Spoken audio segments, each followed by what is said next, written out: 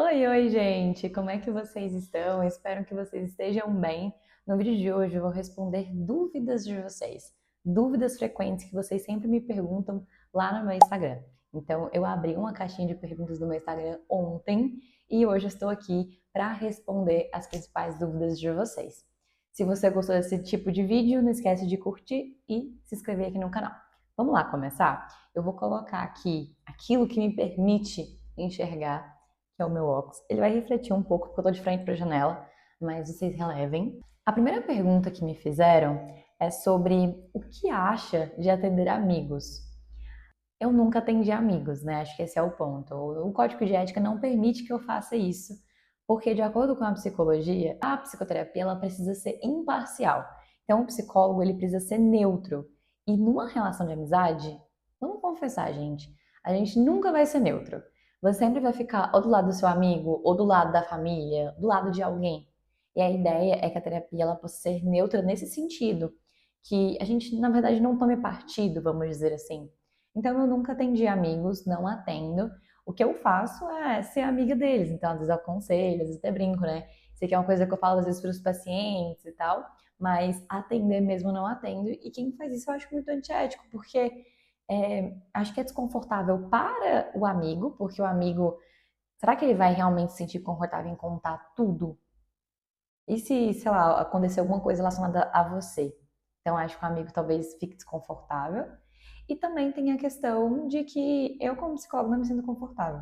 Então, eu não atendo amigo e o código de ética não permite que a gente faça isso. Próxima pergunta. Gostaria de conhecer o seu processo para a formulação de um caso com algo fictício, é claro. Eu vou fazer de uma forma mais rápida por aqui, mas eu posso fazer outro vídeo com mais detalhes. Basicamente, a formulação que eu uso é essa aqui, do Els. Eu pego o caso do paciente e estruturo em problemas e vejo se tem algum diagnóstico e a partir daí eu formulo o caso.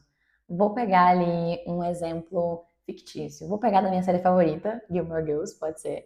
A gente tem, por exemplo, a Rory. A Rory, ela tem um padrão perfeccionista de comportamento. E como é que eu sei isso? Na dificuldade dela em falhar, às vezes que ela não consegue atingir aquilo que ela imaginava em nota, em desempenho, ela se sente muito mal. Quando tem um episódio específico que ela tá na faculdade e aí ela participa do jornal e ela não consegue se sair muito bem. Ela é criticada pelo jornal que ela escreveu, pela redação que ela escreveu, e ela fica muito mal. Então ela tem um padrão perfeccionista de comportamento, se cobra muito. Ela é uma paciente que a sua autoestima está relacionada muito aos seus estudos, ao longo das temporadas que ela vai separando isso. É também uma pessoa que tem dificuldade de lidar com as frustrações, então qualquer coisa que foge ali um pouco, nos relacionamentos é assim também, ela fica perdida, ela não tem muito repertório de como lidar. Bem de forma resumida. Eu colocaria isso na lista de problemas. Colocaria ali problema no sentido de coisas que eu preciso melhorar, não como se fosse realmente um problema. Então eu colocaria, por exemplo, alto nível de perfeccionismo, se cobra em excesso, não tem autocompaixão, que é uma coisa geralmente tá ligada com a outra. Autocompaixão é essa capacidade de a gente ser gentil com nós mesmos. Então, se eu me cobro em excesso, possivelmente eu não estou conseguindo ser gentil comigo quando eu erro. Basicamente seria isso. Diagnóstico, eu acredito que eu não tenha nenhum diagnóstico, então eu iria para a próxima coluna. Ali nas hipóteses, eu colocaria todo o contexto familiar que ela foi criada. Ela é basicamente criada por uma mãe solo, então que a mãe sempre colocou muita pressão para que ela fosse boa, para que ela fosse estudiosa. Tudo isso justifica talvez o padrão ali dela de perfeccionismo. E aí, a partir disso, eu vou para as intervenções, que aí as intervenções é muito relativo, porque eu precisaria estar numa sessão com a Roy, por exemplo, ela precisaria ser minha paciente. Mas, por exemplo, tem os protocolos para perfeccionismo, que eu gosto bastante de usar ACT. E aí seria nisso que eu colocaria. Espero que tenha dado para entender. Eu fiz bem mal feito que eu fiz de cabeça, porque esse vídeo ele vai na íntegra, eu nem quero cortar ele, mas eu espero ter dado para entender. É mais ou menos assim que eu faço. Vamos pro próximo? Quais são os prós e os contras de viver da clínica? Um pró, grande pró, é a flexibilidade de horário. Hoje, na clínica particular, por exemplo, agora é uma quarta-feira, 5 horas da tarde, e eu tô aqui gravando um vídeo para vocês. Se eu tivesse no emprego CLT, eu estaria trabalhando nesse horário. Então, eu tenho a maior flexibilidade de horários, assim como também eu consigo escalar mais o meu trabalho. Então, a minha hora vale mais. Eu trabalhava no CLT, a minha hora valia bem pouquinho. Então, eu acho que esse é um dos prós. Poderia pensar em vários, mas acho que esses são os maiores. E um contra é realmente essa dificuldade financeira no que tange variabilidade. Então, varia muito. E isso é uma questão de ser autônomo, não é só de ter uma clínica, né? Não é só de atender. Existe muita variabilidade. Então, você precisa se planejar com muito mais afinco. Por exemplo, estava no CLT, eu sabia que todo dia 5 eu teria X lá na minha conta. Agora, no autônomo já não é assim. Então, acho que esse é um dos contras, mas que faz parte, assim, é ossos do ofício, vamos dizer. E outra coisa também é a quantidade de demandas. Então, é contabilidade, financeiro, criação de conteúdo, formulação de caso, prontuários. Tudo isso é eu que faço. Então, é uma demanda maior de trabalho, mas eu tenho mais flexibilidade de horário, que foi o que eu falei como prós. Então, acho que, na verdade, tudo na vida da gente, todas as profissões da Terra, existem prós e contras. Vamos para a próxima pergunta? Como foi a preparação para começar a estagiar? Nossa, gente, tem um destaque lá no meu Instagram que eu guardei exatamente por isso. Foi muito difícil para mim, assim. Primeiramente porque eu vim da pandemia, eu sou aluna da pandemia, os meus primeiros estágios eles foram durante a pandemia. Então eu tava assim com um peso ainda maior, tipo, meu primeiro contato com uma pessoa cara a cara, sabe? Então, minha preparação, ela foi teórica, especificamente teórica. Então, eu lembro que eu ia começar o oitavo período em agosto. E aí, quando foi julho, eu passei as minhas férias de julho só estudando psicanálise. Na época, eu estudava psicanálise e via filme, via série, lia livro, artigo, tudo que eu podia para poder me preparar. Então, foi assim que eu inicialmente comecei a me preparar na psicanálise. Eu usei esse livro aqui, ó, vou deixar para vocês. E aí eu li ele inteiro e aí eu ia me organizando até começar a atender de fato. Então, foi mais ou menos assim que eu me preparei para os estágios, com muita preparação teórica. Eu acho que é até uma questão particular minha, eu sou muito apegada no teórico. Eu acho que nós, como profissionais da psicologia, só conseguimos ser bom se a gente realmente tem teoria, senão a gente vai ser coach, sabe? Então, eu me apeguei muito a isso. Vamos para a próxima. Como você elabora seus resumos? Gente, meus resumos eles são com as minhas palavras. Eu já fiz resumo assim, copiar e colar o autor, mas hoje em dia eu não faço isso. Hoje em dia é realmente as minhas palavras. Então eu tô lendo um livro e lá o autor tá falando, por exemplo, que autoestima é um fator predominante no autocuidado. Quando as pessoas procuram terapia, geralmente elas procuram autoestima, algo assim. Eu não vou copiar e colar isso. Eu vou colocar no resumo aquilo que eu entendi. Então, no meu resumo, eu vou colocar: pessoas buscam bastante terapia por conta de autoestima. Então, essa é a minha forma de estudar por resumo. E aí eu faço agrupamento de resumo para coisas que eu posso esquecer, porque eu não vou lembrar de tudo, gente. A minha cabeça, ela não vai lembrar de tudo. Então, eu faço esses resuminhos para que, casos específicos, eu consiga ir lá. Então, perfeccionismo, qual que é a tabela que usa mesmo? Tá lá guardada. Esse paciente em depressão, o que realmente tem que fazer com ele? Aqui salvo, entende?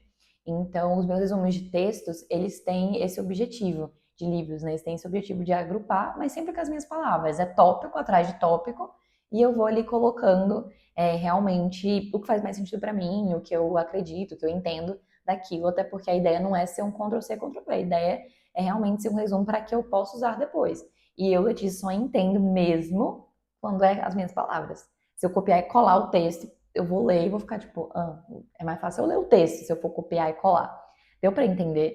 Caso vocês queiram também, depois eu posso mostrar melhor. E o vlog que vai sair ou saiu, eu mostro um pouquinho mais em detalhes como que eu faço os meus resumos, tá bom? A próxima pergunta é, pela sua experiência, qual a melhor estratégia de captação para clínica online? Olha, para clínica online, de forma online. Hoje a minha captação é 100% pelo Instagram, então é a forma que eu indico, é a forma que funcionou para mim. Não significa que é a única, não significa que é a melhor, mas é a forma que eu testei e que tem dado certo desde então. Eu sei também que tem o Google Ads, mas não falo sobre isso porque não é experiência minha. Eu teria que falar talvez com outros psicólogos que trabalham com esse tipo de forma de captação. Então, acho que hoje o Instagram, as redes sociais, têm um alcance muito legal. Eu sei que a concorrência é grande e às vezes a gente pode se desanimar com isso, Mas lembre-se, gente, apesar da concorrência, só existe você como profissional, só existe a Letícia Belo, psicóloga. Só existe a minha forma de fazer. Então, para mim, isso não é um problema. Eu nunca tive problema com a concorrência. Eu acho que tem paciente para todo mundo. A gente só precisa aprender a criar conteúdo da forma correta, sabe? De uma forma que realmente seja atraente para as pessoas que querem nos contratar. Mas não se preocupem com essa questão da concorrência, só faça o seu trabalho, divulgue o seu trabalho que vai dar certo. Próxima pergunta. De que forma você se organiza para conciliar trabalho e vida pessoal e que ferramentas utiliza para auxiliar? Nossa, essa pergunta você tem me feito muito, muito mesmo. Bom, gente, como é que geralmente eu faço para me organizar? Hoje eu uso o Planner, então eu uso o Planner da Cícero, que ele é físico, então eu escrevo no início da semana, eu coloco ali todos os meus compromissos, tanto pessoais quanto profissionais.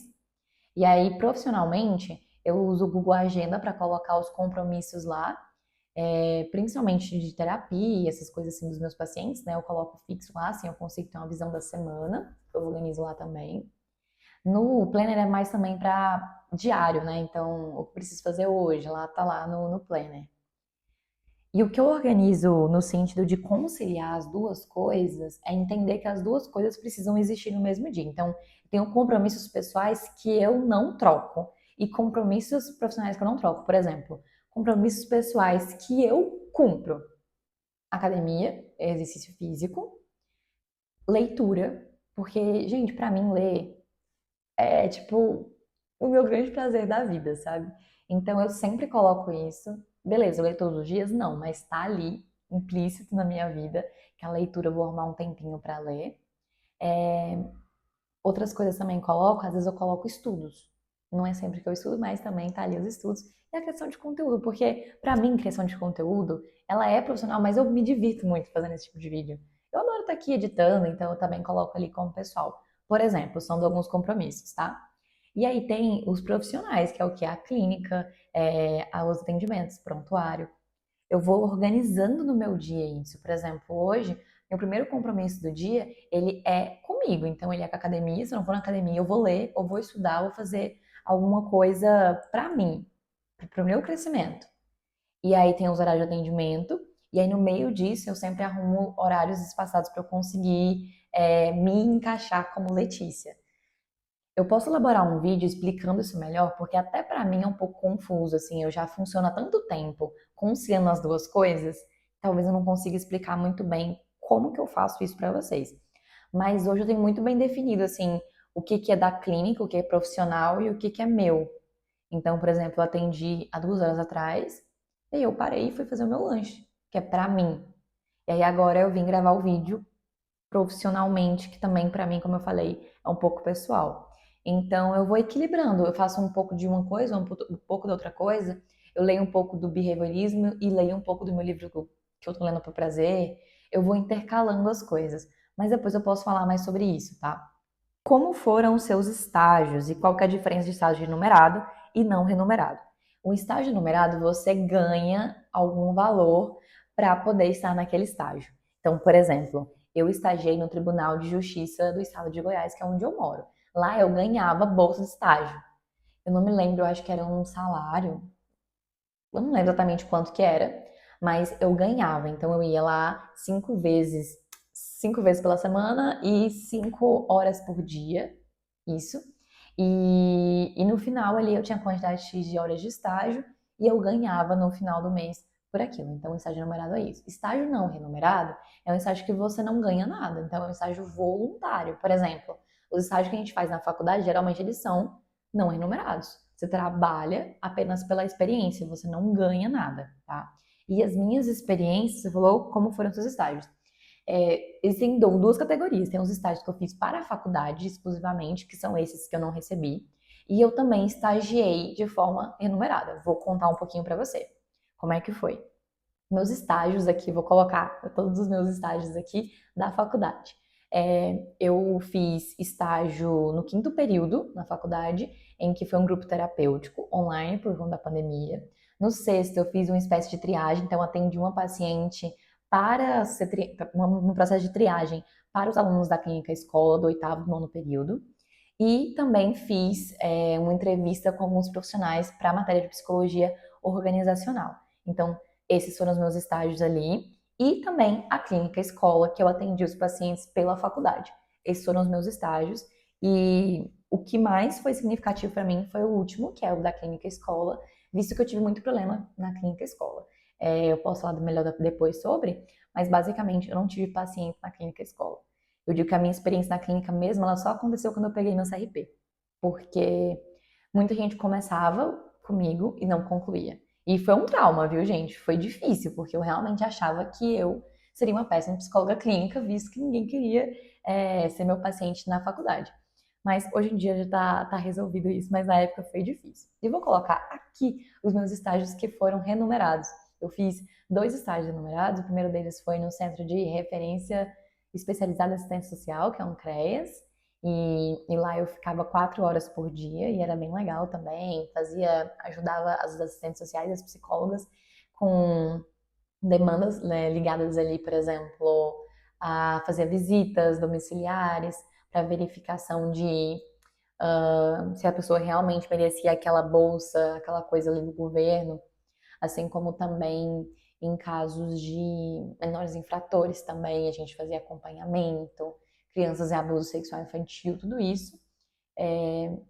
Eu fazia acompanhamento e fiz o estágio, como eu falei, no Tribunal de Justiça de Goiás, em que eu cuidava das pequenas causas da vara criminal, vamos dizer assim. Então, eu cuidava de crimes que tinham menor potencial ofensivo, em que a pena, né, é um crime, mas é até 2 anos. Então, por exemplo, briga de trânsito, briga de vizinho, alguma questão ligada ao meio ambiente, tudo isso eu cuidava. Então, eu organizava as palestras, dava as palestras para essas pessoas. Se vocês voltarem os meus vlogs, lá de 2022, eu mostro um pouquinho como é que eu fazia.